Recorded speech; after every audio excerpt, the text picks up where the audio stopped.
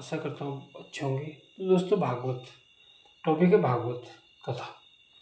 भागवत कथा अमर कथा, इसको बोलोगे अमर कथा। तो इसको सुनने से अमर हो जाता है आदमी, या उसको उद्धार हो जाता है।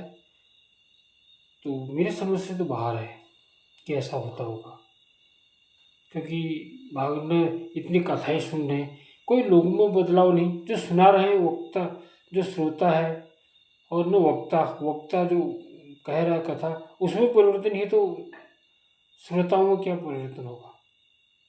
एक बिजनेस बना दिया भागवत।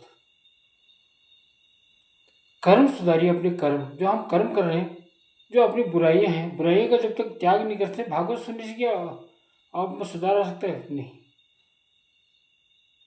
कर्म को सुधारिए, और अपने कर्मों पे ही हमें, जो हम कर्म करते हैं उसी का फल मिलता है हमको। भागवत सुनने से गलत कर्म करने वाले भी तर जाते हैं। भागवत कथा में उन्हें एक टॉपिक डाल दिया कि इसे धुंधकारी जैसे ऐसे आदमी का भी उद्धार हो जाए, ऐसे गलत है।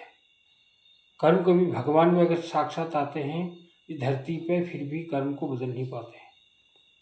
भगवान ने दशरथ, जो उनके पिता थे दशरथ, और 3 माता विधवा होगी, उनको नहीं बचा पाई।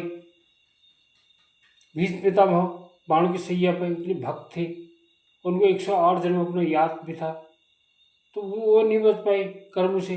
कर्म प्रधान है, और कर्म भागवत सुनने से अगर उद्धार हो जाता तो सभी लोग गलत कर्म करके आज तक तर जाते, सुधर जाते। कोई सुनने हुए ऐसा कुछ नहीं है। और अपने कर्मों को सुधारिए, जरूर परिवर्तन होगा। और आपके कर्मों पर सुधार से आपके जीवन में उन्नति जरूर होगी। मेरे कहने का मतलब यही है। तो फिर नेक्स्ट वीडियो मिलते हैं।